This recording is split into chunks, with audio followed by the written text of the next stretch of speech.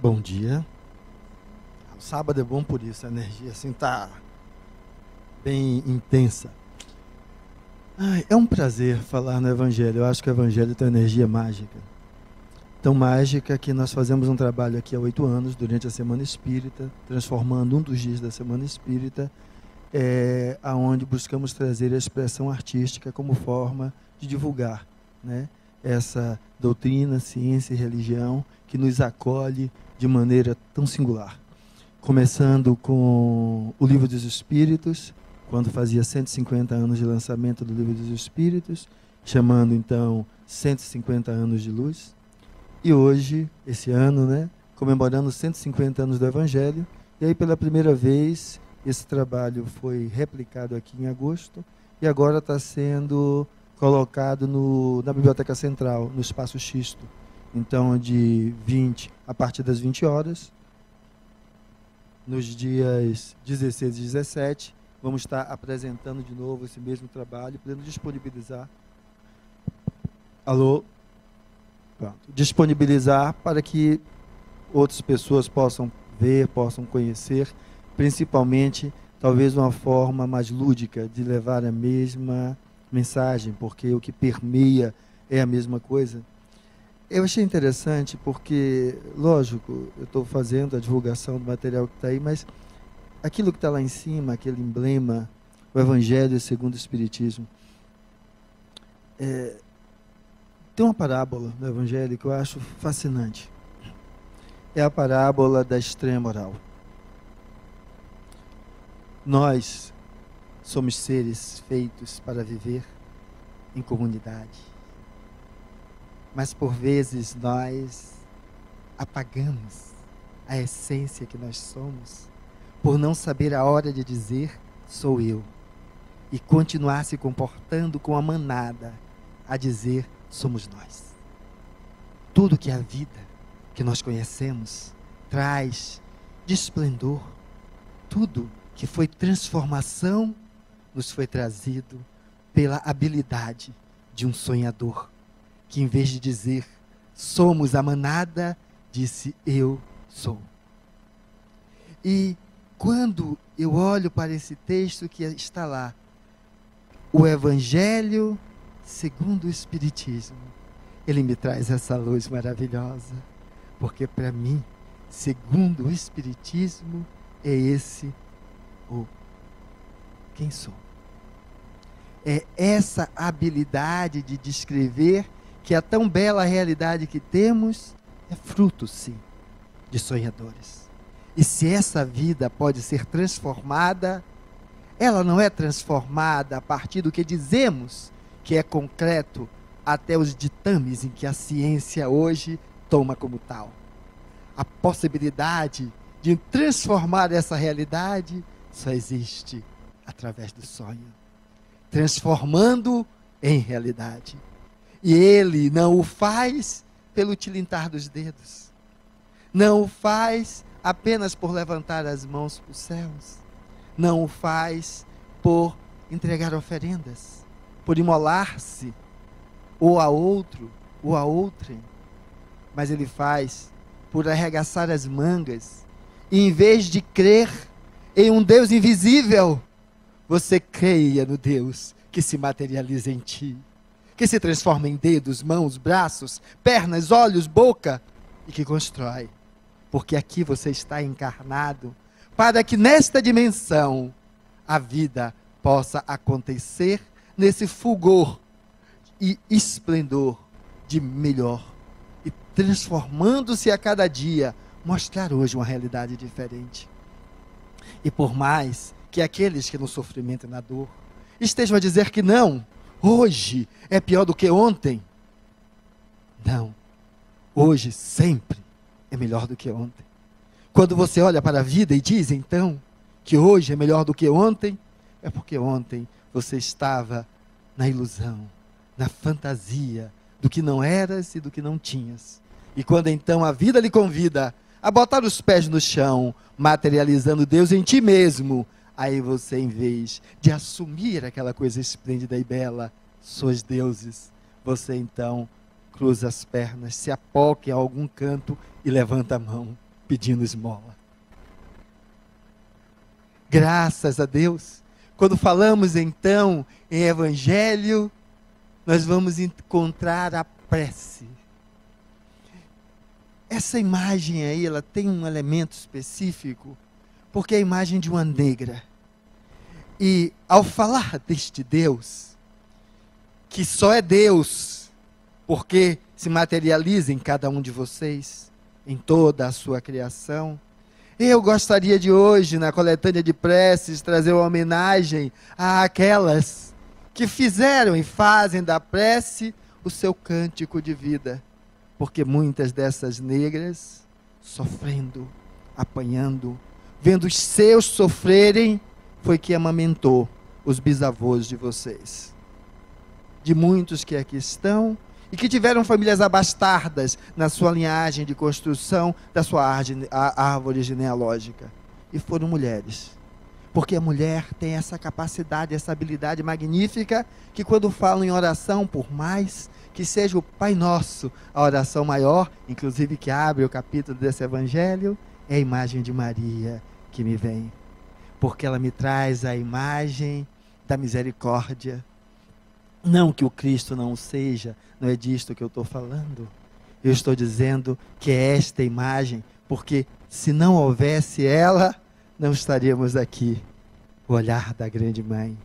E é preciso que aquelas que no silêncio do lar, quantas vezes não foram vocês a estar a acalentar aquele pequeno que chorava e que sorria? E que foi pelas mãos de vocês, que energias sutis, mas inexplicáveis ainda hoje pela ciência, transformaram, trazendo saúde a quem padecia. Mãos que ainda hoje, aos 74 anos, eu vejo nas mãos de minha mãe, quando aparece no consultório para me visitar, porque eu vivo correndo ainda, feito um doido, e aí me acolhe a cabeça no peito dela, alisa os cabelos e diz: meu filho, não tem passe mais maravilhoso do que esse. Eu não preciso de microscópios, tomógrafos, equipamentos para identificar que ali há luz. Porque o meu coração se aconchega quando aquelas mãos hoje envelhecidas, enrugadas, me acaricia. E eu vejo ali não um Deus morto, um Deus físico, um Deus explicado pela ciência. Eu vejo um Deus que se faz, porque eu sei o quanto aquela mulher padeceu, para que hoje aqui estivesse. E quando eu digo padeceu, é para falar do sofrimento mesmo. Por quê?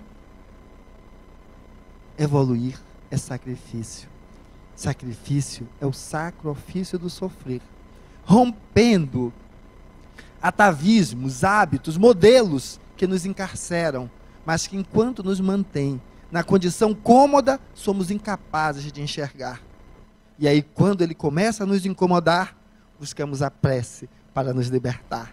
Mas por vezes não entendemos que a libertação que advém é a que precisamos e não a que queremos. Porque por vezes, ao levantar as mãos, o que pedimos é a libertação de manter-se no pseudo conforto em que estávamos, e não de despertar essa luz brilhante que é o Deus que há dentro de cada um de nós, quando nos impulsiona a uma nova atitude, a concretizar um sonho, a trazer do mundo dos sonhos para a realidade um desejo, uma vontade, e que esta vontade e este desejo vai além do seu umbigo, e ela também acolhe todos os que estão ao redor. Prece para mim é esse significado, aonde você não faz uma conexão com Deus, porque essa nunca se desfez, é aonde você encontra-se com esse Deus que há dentro de você, e encontrando-se com Ele, o que sai de você só pode ser amor. Jesus Cristo, o mensageiro, o arauto, a nos dizer que é possível. É possível. Não é um sonho. Esse status de elevação do ser não é algo entregue à divindade, seja ela quem for, e quando aqui eu falo com muita tranquilidade, porque se formos olhar, as divindades são elementos mitológicos, criados para explicar as angústias e ansiedades do ser, em buscar da materialização à sua história, aos seus conflitos, às suas dificuldades, e aí então, criando a história, o mito, assim se satisfaz. E passa a fazer dele, então, às vezes um estandarte. É importante? É, como quantos de nós não criou histórias para saciar o desejo de conhecimento dos pequenos que estão ao nosso lado, dentro da linguagem que eles possam entender. E quando vão crescendo, vão começando a descobrir, mas a história não era aquela. Não, aquilo era que era possível de dizer. E é o que o livro dos Espíritos nos trazem. Os Espíritos nos traz aquilo que está ao nível do conhecimento deles, porque por estar como Espírito, não quer dizer que tem um conhecimento sobre tudo. Então, assim eles nos trazem. E ainda há mais um limitante, é que basicamente a nossa construção de estrutura, de conhecimento, há barreiras básicas como a linguagem, não tem como expressar aquilo para o qual ainda não existe palavra e nem entendimento. E aí vamos entender que quando esse Cristo aparece, ele vai aparecer para nós na imagem da prece. E a prece maior, esta que ele traz e coloca conosco. E aí tem algo que é interessante, que eu reproduzi literalmente como está, que é isso aqui. A forma nada vale, o pensamento é tudo. Quando eu trago isso, é por diversas vezes estar sentado, e algumas vezes estou nessa posição de vocês a assistir a alguém. E às vezes me incomodava porque o tom da voz, a forma da colocação, a descrição, o lugar, e aí me incomodava, eu ficava naquele incômodo enorme, algumas vezes já saía, outros ficava, mas ao final, em vez de me sentir regozijado, eu estava na realidade ali como mais um reclamante, porque está reclamando não do que viu, mas da não possibilidade de realização do seu sonho, do reconforto que aqui buscava. Aqui eu estou dizendo em qualquer casa, em qualquer lugar que você vá, com essa intenção, em vez de perceber-se que é preciso algo que o Mestre nos deixou, tolerância e paciência. Porque por vezes essa inquietação advém dos que estão próximos de você, que vão enfiar um monte de agulhas no assento da cadeira para que você saia e vá embora. E continuando ignorante, ele continue tendo sobre você o controle que tem. E se você, ao contrário, começa a fazer uma outra coisa, mas Fernando, você está me dando desculpas. Isso não tem nada a ver, eu não sou de um burro, eu não sou de um leigo. Eu entendo daquilo que está sendo dito. Pronto. Agora eu quero que você possa fechar um pouquinho a tela desse elemento maravilhoso, que nós demos o nome de consciência, e daí em diante raciocínio, porque é a capacidade do julgo que nos faz diferente dos animais. E você possa fazer uma outra coisa, que Saint-Exupéry dizia com primazia: o primordial é invisível aos olhos, é sensível apenas ao coração. Então, estando aqui ou em qualquer outro lugar, foi um conselho que eu dei uma vez para uma amiga minha, que trabalha numa profissão significativa. É aqueles que morrem, são por ela necropsiados, para definir qual é o caso da morte. E quando a gente olha para aquele lugar, nós vemos nesse lugar algo tenebroso, terrível. E em contraponto com isso, nós vamos imaginar, você lembra aquela história dos deuses míticos, né? Então, cada um na sua crença, imaginando o que seja. E eu dei para ela uma sugestão, nada de grande não, é porque às vezes, como eu gosto de ver a vida, não conectar-se nem com um, porque é só sofrimento e dor, e nem com o outro, porque são elementos míticos, e que são tão distantes, que às vezes não consegue confortar a dor, porque às vezes a gente não consegue enxergar a dor que mora no coração, que lidar com as nossas piores mazelas e piores dificuldades, porque como o coração é igual ao nosso, sente e também adoece. Que fizesse diferente. É o que eu cito na reunião de desobsessão de quarta-feira, que para mim isso é uma prece. Ao começar o trabalho, como eu digo aos colegas da quarta-feira, que estão a atender espíritos extremamente sofredores, algo que tinha uma passagem do Chico que me marcou. É que conta a história que ele iria visitar um presídio, e ao adentrar ali, né, todo mundo conhece o potencial do Chico, ele vai, e aí na hora que ele volta, as pessoas já perguntam logo: e aí, o que foi que você viu? Tinha muita gente deformado, tinha espíritos ruins, tinha o cão em figura de gente. Que veja só, a mente reproduz aquilo do qual ela se alimenta. E a resposta que ele deu foi: o que eu encontrei foram muitas mães chorando por seus filhos, familiares ali a orar para que fossem ajudados, auxiliados. Ou seja, esse grande mestre, também encarnado em vida, não nos deu a imagem de que encontrou lá seres alados, e nem de que encontrou a tortura e a dor. Ele disse que encontrou gente como a gente, que é capaz de chorar pelo nosso semelhante, de orar por ele, de estar ali junto, em uma grande psicosfera, a buscar possibilitar que alguma transformação seja possível de chegar. E foi isso que eu tinha orientado essa pessoa, que nessa tarefa tão árdua e dolorosa, sintonizasse com as pessoas que são gente simples como nós, que também chora e que também sorri, e que ali está para dar a todos que ali trabalham essas energias. Porque imagine, quem trabalha na unidade de terapia intensiva, vê na morte aos olhos a cada dia, e ao olhar para o outro lado, vê a mãezinha de 74 anos, e aí, lá no fundo da cabeça diz, amanhã pode ser ela. E como é que a gente sobrevive com isso?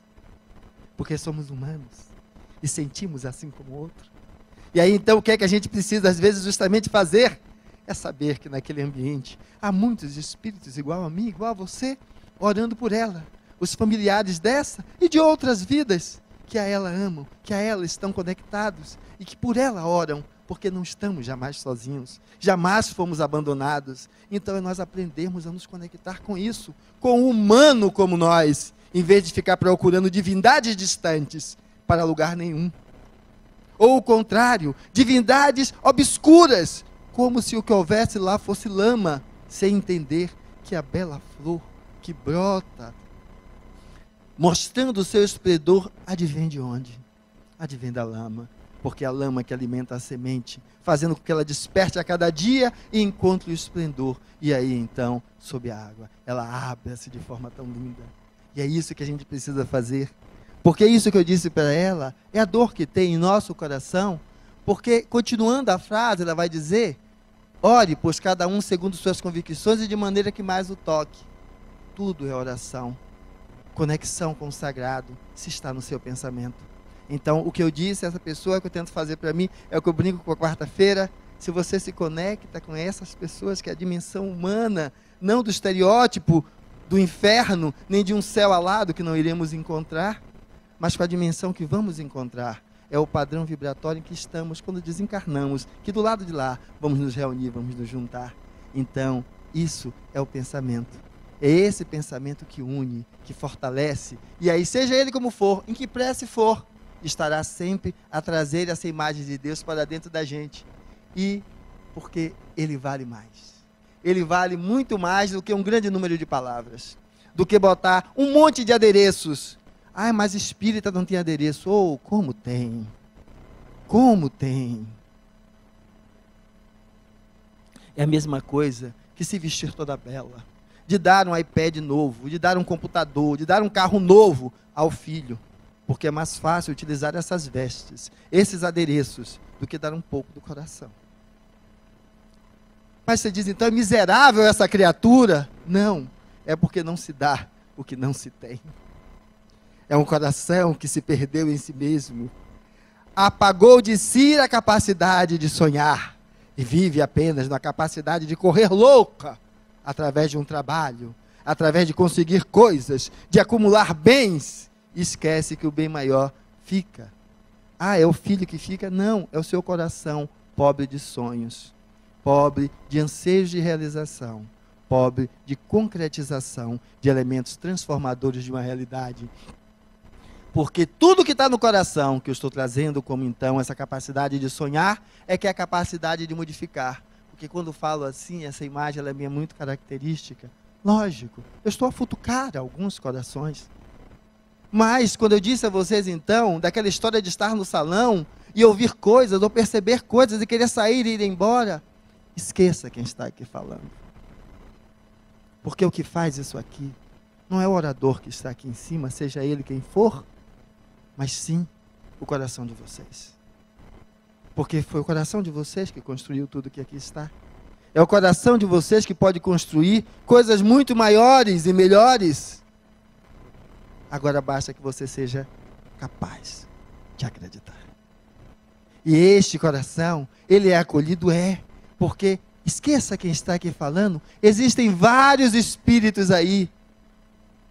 Os trabalhadores de Francisco, Com certeza, porque essa é mais uma casa que abraça a ideia que o nosso amigo Chico traz, o Chico Francisco de Assis, mas que esta energia não é feita só por eles. Eles são trabalhadores braçais a organizar essa energia que esses seres que amam vocês estão aqui hoje, juntos, vibrando para que algo mais toque seu coração, como dizia Saint-Exupéry, o essencial é invisível aos olhos, perceptível apenas ao coração, para que você abra o coração, para que você saia dessa estrutura petrificada e possa fazer então essa conexão com o sagrado que existe dentro de cada um.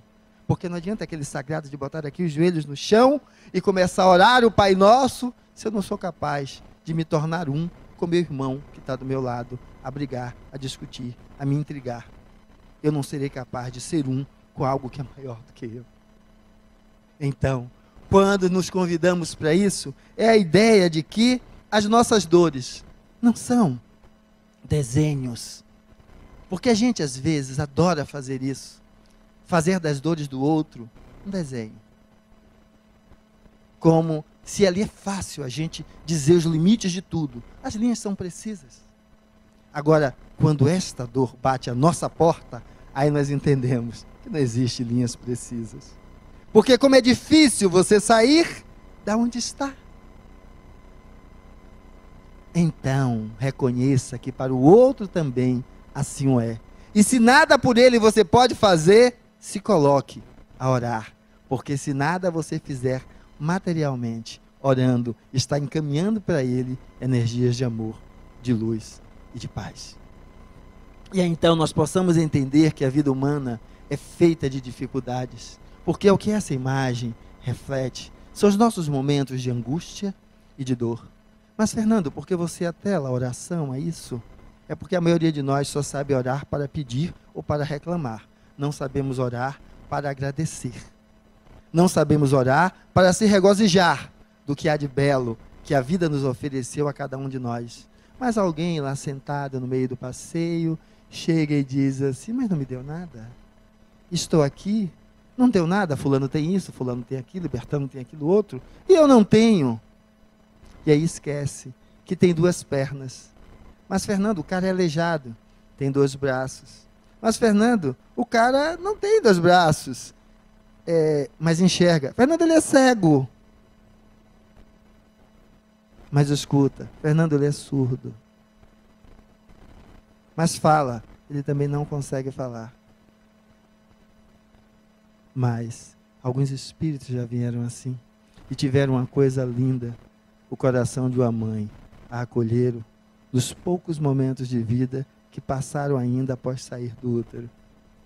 E nesse carinho que foi dado, eles despertaram para que vale a pena amar. Então nós precisamos agradecer pelo que temos, porque primeiro, reencarnamos, estamos aqui.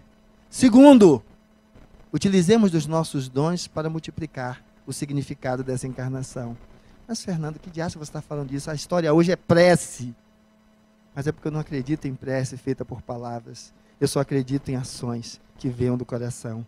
Para mim são preces que se materializam. São preces que ganham vida. E por falar em vida, uma coisa interessante. Nós estávamos no início aqui, e aí Cecília estava fazendo a oração. E você lembra que eu falei até agora aqui de sonho, né? E uma das capacidades de sonhar é essa. Quando você às vezes não está muito bem, eu falei daqui do salão, mas pode ser em qualquer lugar. E aí você para, eleva o pensamento e imagina que naquele lugar há outros espíritos buscando a paz, assim como você. Então, não precisa apagar a angústia, não, fique nela. Mas leve o pensamento e diga assim: ó, tem outros buscando a paz assim como eu. Eu vou buscar me conectar com eles, para que esse desejo cada vez mais forte me impulsione a sair da inércia e da angústia de não encontrar respostas. E acalentando meu coração, eu seja capaz de enxergar algo que esteja ao alcance de minhas mãos. Tinha uma criança que estavam os pais de olhos fechados e ela com a mãozinha como se estivesse dando um passe neles. É porque às vezes a gente fica procurando coisas tão grandiosas, montanhas, uma materialização de um espírito, e não consegue ver em coisas singelas que ali está o espírito iluminado, que pede para aquele que o trouxe à vida paz. harmonia, equilíbrio, para que assim possa partilhar com ele uma vida, com essa experiência e com esse aprendizado. Eu falei do salão, mas quantas vezes os filhos de vocês passaram a mão sobre suas cabeças? E às vezes são mãos iguais a daquela mãe hipotética que recebeu no ventre um filho todo atrofiado, que a lei da natureza deixou nascer. Ela recebe nas mãos, chora por ele, diz: vai meu filho, porque a vida o podou. Mas esse momento de amor não tem dimensão maior do que a mão dos filhos de vocês, quando lhe tocaram às vezes. O que foi, papai? O que foi, mamãe? Porque a dimensão não está no tamanho, mas naquilo que vem do coração. E isso é oração.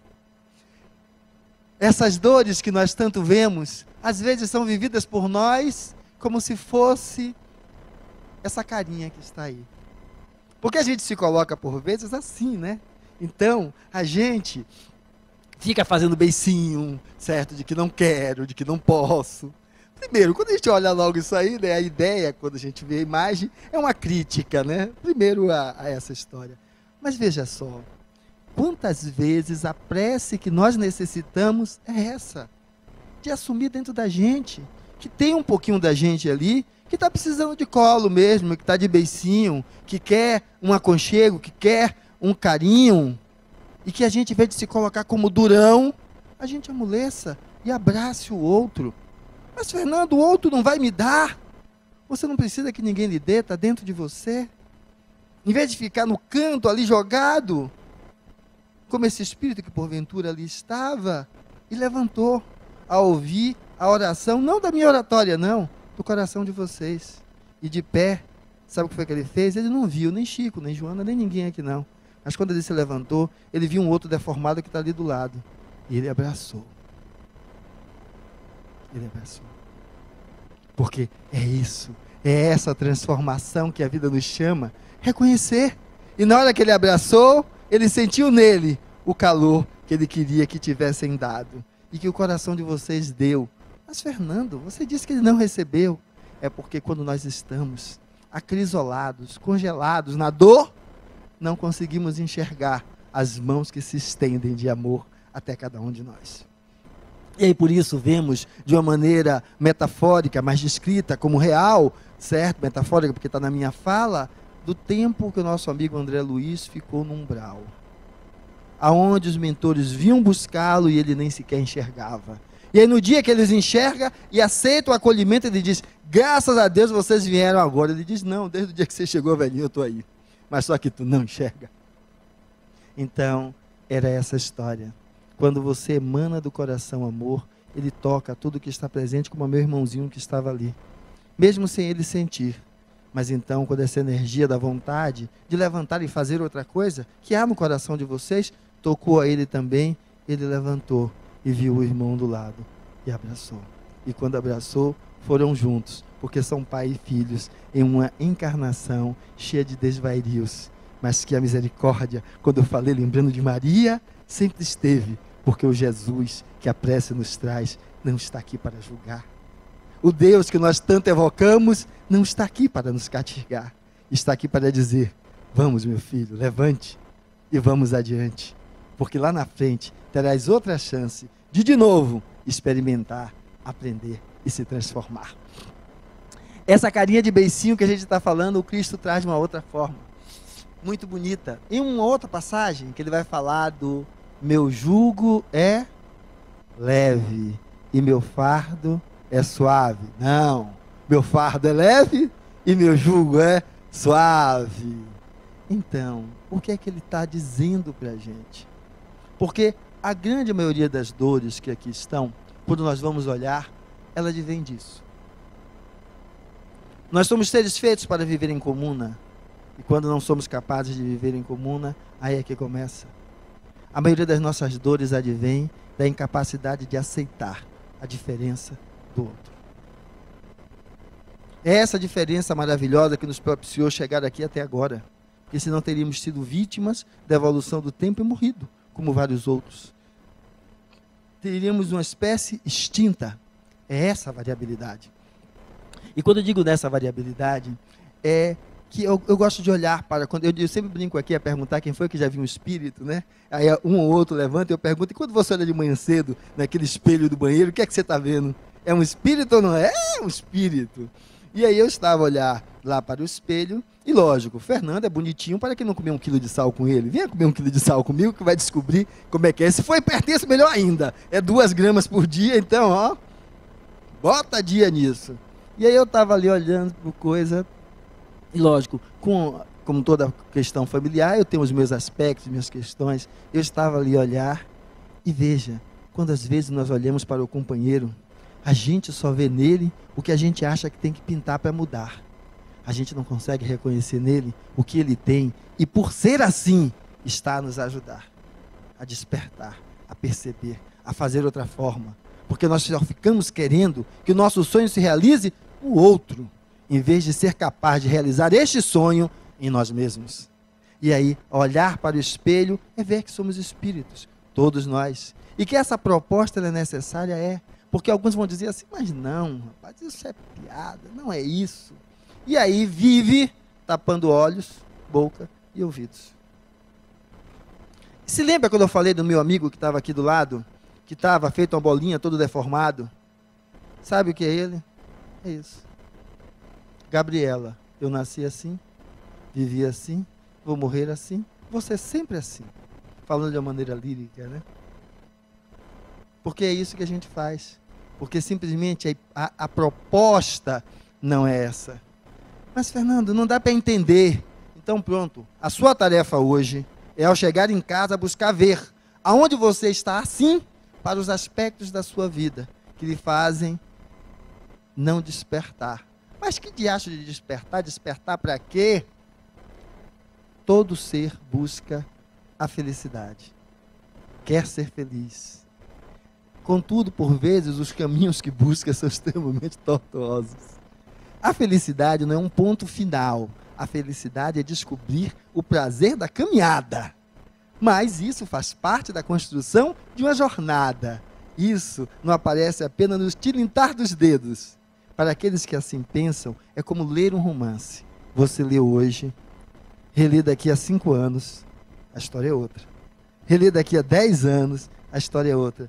Porque tudo aquilo com que você entra em contato revela o que você é. E a história muda, não é porque as letras no papel mudaram, é porque os olhos que estão vendo transformados, mudaram. Então ninguém nasceu assim, viveu assim, morreu assim, vai ser sempre assim.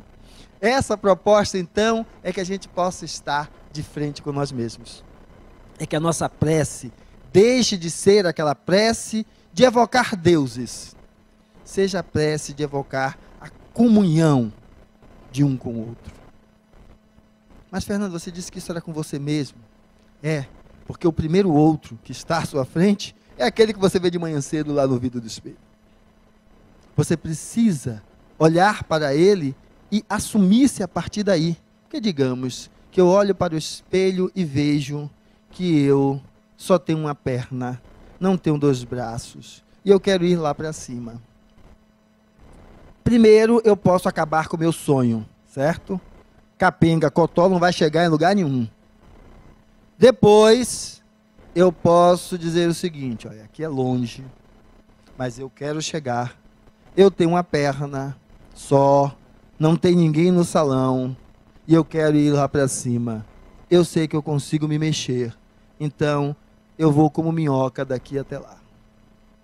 De vez em quando, passa um estúpido desencarnado e diz, vai para onde, velho? Vai morrer, mas não chega lá. Se eu der ouvido a ele, eu chego a algum lugar? Mas às vezes, eu dou, vocês também dão. Que aí a gente tira de desencarnado e encarna, às vezes no irmão que está caminhando conosco. E aí eu vou. Mas isso já se passaram 8 dias, eu ainda não cheguei. Velho, já tem 8 dias, e aí? Vai acabar por aí. Mais uma vez eu desisto. É como aquele que diz, já tem 70 anos, vai se transformar em que agora? Vai mudar o que agora? Aí foi quando eu vi uma velhinha, passando a mão no velhinho dela, deitado na cama do hospital, com aquela postura característica do AVC de boca aberta. Tu não consegue fechar lá direito, já por postura viciosa, e ela com a mãozinha na cabeça dele, fazendo um carinho. E eu perguntei quantos anos de casada. Ela disse lá, eram vários anos de casada. Eu digo, como é que a senhora sente? Ela disse, cada vez que eu toco no meu velhinho, eu sinto um calor que me envolve a alma. E eu olho para ele com os olhos de lágrimas, porque vejo nele deitado, não aquele homem que antes já foi e pode estar comigo, mas sinto aquele espírito que sempre esteve comigo. Então, ela me deu uma nova definição de tesão. Isso é tesão. Porque fazia com que ela estivesse ali todo dia. Com que ela estivesse ali lidando com a dificuldade. É tesão pelo outro. E aí então, quando eu trago esse elemento, é porque é preciso que a gente tenha tesão para conosco. Mas a 70, 80, qual a diferença? Mas passou uma alma boa, disse assim, e aí, minhoquinha, vai para onde? Eu digo, eu quero chegar lá em cima. Ele disse, continua e você vai chegar um dia. E aí eu vou continuando, depois eu consigo chegar lá em cima, e ali o batente é alto, né? Aí eu vou já todo ralado, porque eu estava pelado, né? Aí quando bota a cabecinha ali em cima, que eu olho para cá e digo, cheguei. Aí eu sinto que apareceram 2 mãos, 2 braços, a outra perna, e tudo que faltava, eu me vejo de pé. E quando eu olho aquilo, eu digo, mas o que é isso? Você lembra daquele irmãozinho que disse, joga duro, vai lá? Ele está do meu lado e diz, e aí, velho? Eu digo, rapaz, o que foi que aconteceu? Foi mágica? Ele diz, não, é porque és espírito. Cada forma é apenas uma passagem. Quando você cumpre o necessário, ela volta ao que você é, essência divina. Esse encontro é possível porque é a essência divina que nos faz fazer isso. E aí então, quando eu aperto a mão comigo mesmo, foi quando eu saí daqui e disse que ia chegar nula em cima me arrastando. Porque enquanto para quem passou, chicanou e gritou, era um sofrimento, para mim era o sacro ofício. O sacro ofício de sofrer, por não perceber o que sou, porque se percebesse, levantava e ia volitando para lá. Mas como a visão é curta, eu só conseguia me ver como ali estava, com uma única perna e sem braços. E foi esse esforço do sofrer, lidando com cada um dos obstáculos até chegar lá, dentre eles, aqueles que estavam ali para me dizer que não ia chegar em lugar nenhum, que chegando lá, eu então pude me descobrir e me encontrar. Esse elemento é que torna possível haver então essa união. Porque se eu não posso ser um comigo mesmo, como é que eu vou ser um com minha irmã Cecília? Não. Eu vou estar sempre a apontar. É gordinha, é baixinha, fala demais, quer comprar mais do que o que pode, fala muito da vida dos outros. Não é tudo isso não, eu estou só floreando, certo? Aí tem uma amiga minha que é fantástica. Toda vez que estou fazendo palestra, eu sempre uso alguém que está aqui em cima como exemplo para dar exemplo. Ela fala, não me use como exemplo, certo? Ai, ai, ai. Mas isso que eu estou fazendo com ela, brincando com Cecília agora, como fazia com ela, é para ver o seguinte. Como nós vivemos. Opa, não é aqui, é aqui. Como rótulos. Então, nós vivemos construindo uma persona, um elemento de apresentação. É útil, porque é útil para tudo que é canto, né? Quando a gente vai ver um namorado que não conhece, se arruma todo, se arruma toda, né? Quando a gente vai pegar uma proposta de emprego, também aquela história. E qual é o problema? É que nós temos que entender que isso são papéis. Eu tenho uma outra amiga passando por um problema, lógico, como todo mundo vai ter problemas. E aí ela diz, mas Fernando, eu tento sair disso e não consigo. E ontem teve um momento em que nessa peça que vai ser apresentada, tínhamos 2 atores para fazer o mesmo papel. Eu precisei dizer para ela, olha, você então não vai fazer, a outra faz. E lógico, imagine você ser tirado de algo assim, né? Daquele sentimento de que ser escanteado, né? De aquela persona que você montou toda bonitinha não foi aceita, não foi adequada. Por quê? Porque você não teria escolhido a mim do que ter escolhido o outro. E não há pior sensação para nós do que essa. Mas sabe por quê? Porque nós, em vez de nós reconhecermos que esta persona é apenas um disfarce, é um rótulo, nós tomamos essa persona como se fôssemos nós. E era a essência do que eu tinha dito para ela. Essa experiência lhe convida a perceber que na vida vivemos papéis. Mas os papéis são papéis e não nós. Então a mãe que perdeu os filhos em um acidente. Ela é mais do que mãe. A mãe que perdeu o companheiro, ela é mais do que mulher do companheiro. É preciso nós nos desidentificarmos com os papéis. Porque é isso que nos leva ao sofrimento e à dor. Transformar o papel em nossa existência. Então, trabalhou, quando entrou na aposentadoria, acabou o homem. Apagou a chama, porque ele só se enxergava no papel do trabalhador. Ele nunca percebeu que aquilo era um papel e quem tornava aquele trabalhador era o espírito que ele é. Então ele fica querendo um reconforto que reconstitua ele de volta a uma função. Ele não se enxerga além de uma função. E essa imagem de viver como se fosse uma função é a imagem do pedinte que eu tentei trazer no início. Aquele que, em vez de identificar o Deus que é, fica com a mão para cima pedindo ajuda a Bezerra, Joana, qualquer um que passe. Porque essa identificação que nos leva a esse encontro, ela vai fazer com que, quando as nossas relações não deem certos, eu acho que se eu pudesse materializar uma prece agora, era a prece que eu queria materializar, era a prece de entender que quando você um dia se juntou, era meu amor. E agora que você se separa, não é o cão. Porque nada involui. Nada involui. É porque você só enxergou os aspectos que lhe interessavam. E agora você está vendo outros. Da mesma maneira que quando você enxergou os aspectos que lhe interessavam e potencializou para achar que era o esplendor, você agora está vendo os aspectos que você discorda e também potencializando-o para transformá-lo em um demônio, ou ela, no que quer que seja. E não consegue entender que essa, mais uma vez, é a conduta daquele que eu disse, que estava na mão pedindo esmola, se congelando em uma única imagem. Porque enquanto você viveu achando que ele ou era aquele esplendor, acorrentado estava você na ilusão de um pseudo-amor. E quando você hoje o constitui como o cão, está você acorrentado à ideia de um desamor. Enquanto acorrentado tiver, não vai para lugar nenhum. Toda vez que encontrar alguém, será similar ao que ainda tem, porque não deixou de tê-lo dentro do coração. Mas, Fernando, quem você está falando?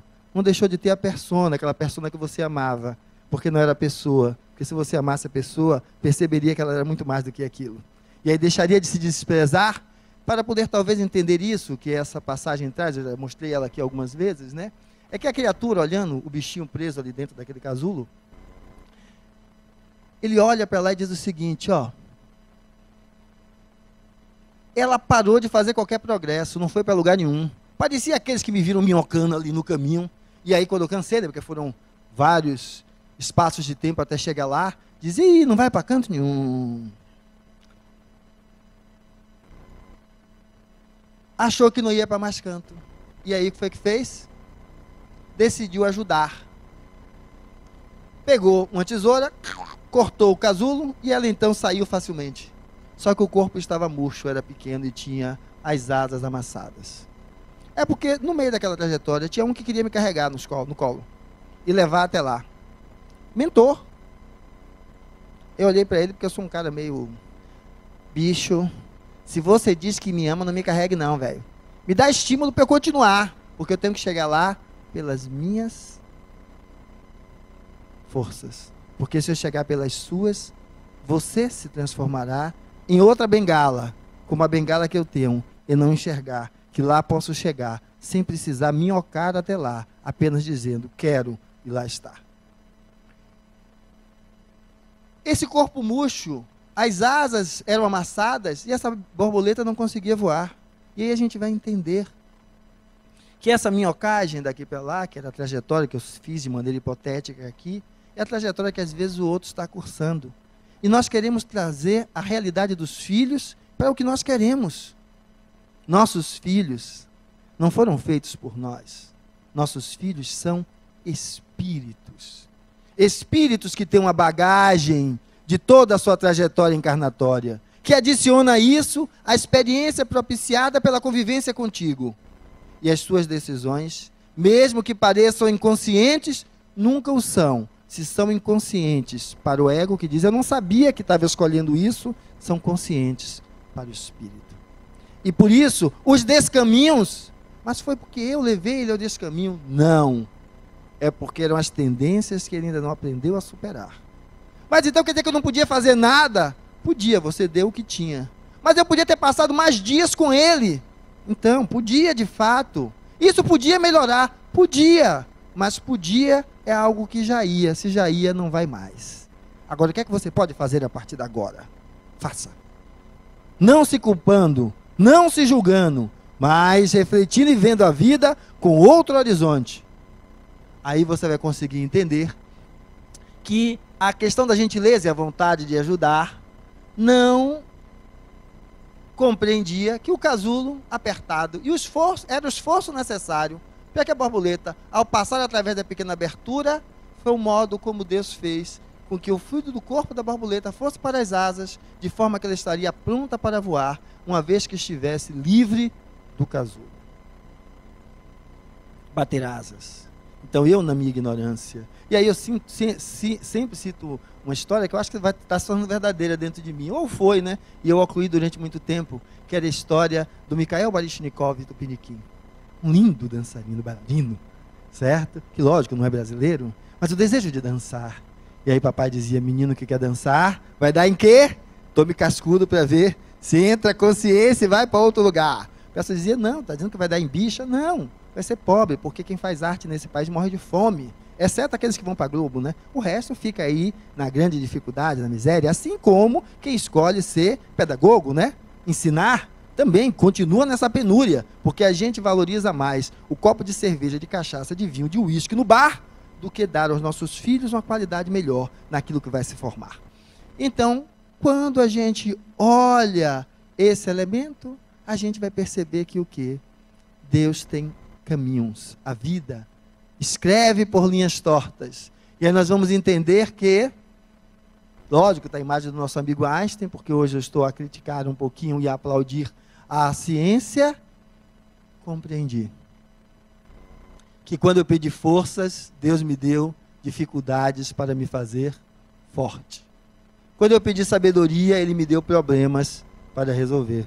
Porque imagine, será que só os mentores me viram minhocando daqui até chegar lá em cima? Será que só eles viram? Será que Deus não viu? Ô bicho ruim! Não. É porque a vida me dá aquilo que eu preciso e não aquilo que eu quero. A prece feita de coração lhe dá o que você precisa, não o que você quer. Porque o que a vida espera é que você possa sair do casulo com as asas prontas para bater e voar. Quando eu pedi prosperidade, Deus me deu cérebro e músculos para trabalhar. Quando eu pedi coragem, Deus me deu obstáculos para superar. Quando eu pedi amor, Deus me deu pessoas com problemas para ajudar. E quando eu pedi favores, Deus me deu oportunidades. Eu não recebi nada do que pedi, mas recebi tudo que eu precisava.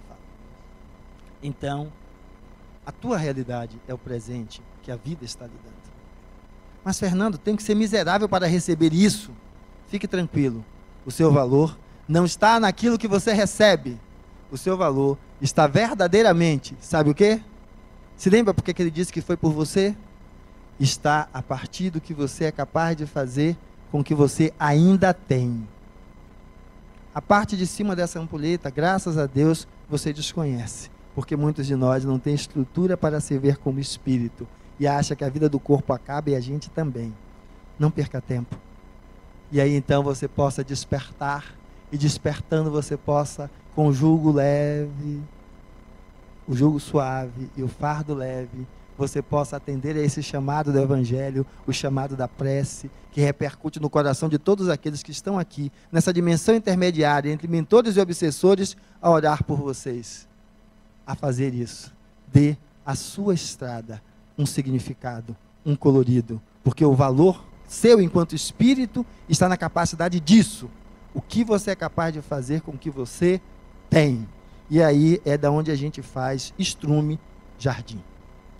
E aí então a gente possa entender que esse ser iluminado que a gente vem buscar aqui não é ninguém a não ser você. E que então, só sendo assim, esse espírito se assume espírito, sendo capaz então de acolher, sendo capaz de ser solidário e sendo capaz então de criar união, porque prece é união.